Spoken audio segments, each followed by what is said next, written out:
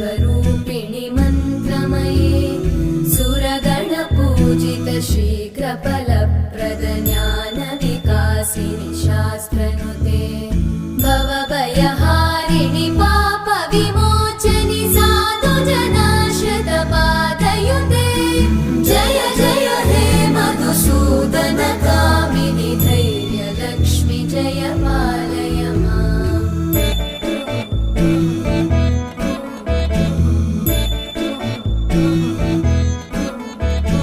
जय जय दुर्गतिनाशिनि कामिनि सर्वफलप्रद शास्त्र